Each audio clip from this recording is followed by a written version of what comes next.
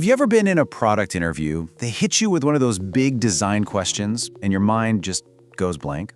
Yeah, if that sounds familiar, you are definitely in the right place. Today, we are going to unpack a framework that will immediately sharpen your product decisions and help you think like a top-tier PM, so you're never caught off guard again. All right, let's just dive right in with a classic. Imagine you're in the hot seat. The interviewer leans in and asks, how would you improve the experience of finding the best handyman? Now, what's your first instinct? Do you immediately start listing off features, like a better rating system, maybe a slick map-based UI? If you do, you're not alone, but you might be walking right into a trap. And that right there, that's the trap. Jumping straight to a solution is the single most common mistake aspiring PMs make. I mean, think about it. If you give a solution without any context, it just begs the questions, why? Who is this even for? And what problem does it actually solve? This solution-first mindset, well, it's the fast track to building something nobody really wants. So to make sure you avoid that, here's how we're going to break it all down. We'll start with what we call the tunnel vision trap and why it's so dangerous. Then, we'll get into the antidote, thinking in systems. We'll give you a practical PM toolkit, it's called the circles method, and walk through how you can go from a fuzzy problem to a rock-solid recommendation. And finally, we'll cover the mistakes top PMs always avoid and give you one simple, actionable step you can start practicing today. Okay, first up, let's really dig into this idea of the tunnel vision trap. This is that gut instinct we all have to just start brainstorming features and fixes, the solution, before we even truly understand the problem. It feels super productive in the moment, right? But it's actually a really dangerous way to build products. This quote just nails the core of a PM's job. Your role isn't to be a feature factory, just churning out tech and then trying to find someone to buy it. No, your job is to be the voice of the market, to find those real painful problems, and only then figure out how technology can solve them. And listen, the stakes for getting this wrong are incredibly high.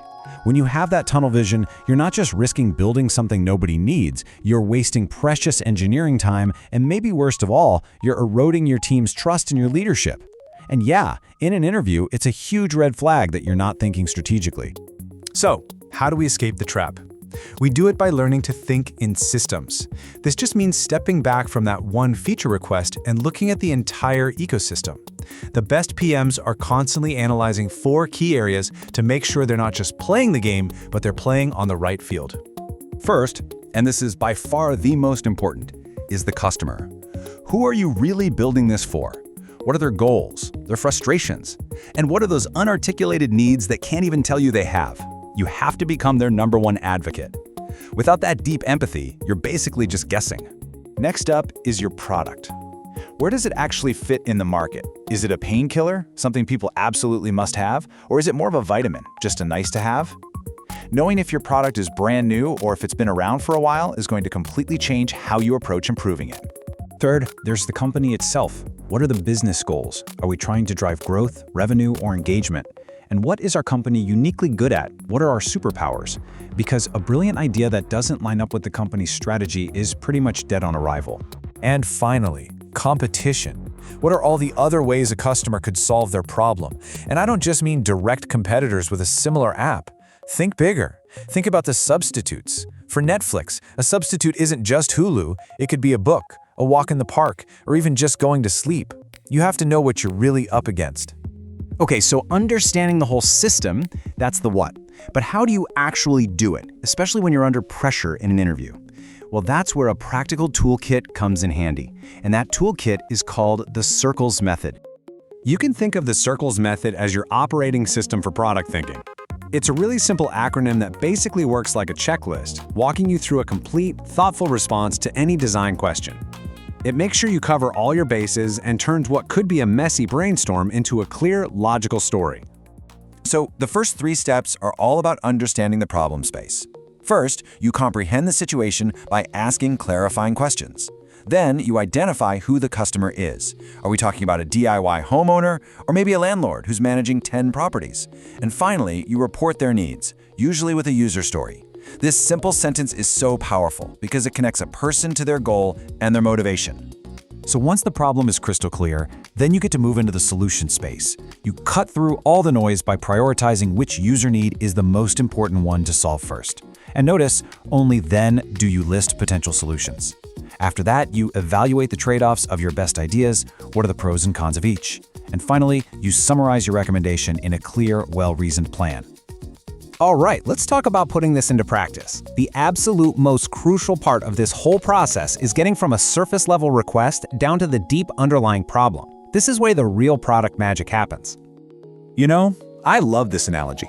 Your job as a PM isn't to be a clerk who's just taking feature orders. It's to be a detective, dusting for prints, following the clues, and finding that root cause. You have to look past what a user says they want to figure out what they actually need.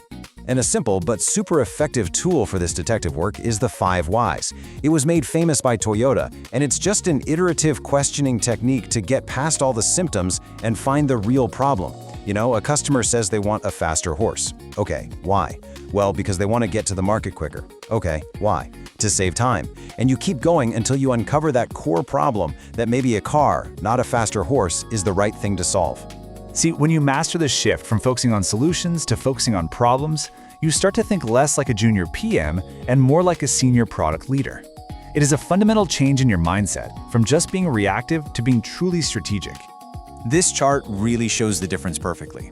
A junior PM with that tunnel vision, they're focused on features and just executing orders. A senior PM, the system thinker, is obsessed with the problem. They don't just follow a roadmap, they lead with a vision. They're able to articulate the game the team is playing and define how everyone's going to keep score with clear metrics. It just totally shifts the conversation from what we're building to why it actually matters. Look, theory is great and all, but practice is what actually builds the skill. So let's talk about how you can start using this systems thinking approach, like right now. All right, here's your homework. I want you to pick a product you use every single day. Could be Spotify, Google Maps, your banking app, literally anything. Find one little thing that just bugs you about it. Then, use the 5 Whys to dig into the root cause of that frustration. And once you think you've got it, use the circles method to outline a full recommendation for how you'd improve it. And as you're practicing, just remember this powerful idea from Jeff Bezos. When you bring a structured, evidence-based recommendation to the table, one that's grounded in the customer, the product, the company, and the competition, your ideas suddenly have immense power. It's no longer just your opinion, it's a logical conclusion that can overrule seniority and hierarchy. So that's our deep dive into system thinking for product managers. Honestly, this shift from solution-first to problem-first thinking is the single biggest unlock for your career. It's what separates the good PMs from the great ones. So the only question left is, what's the first unarticulated problem you're going to go solve? Thanks for watching. Subscribe and like.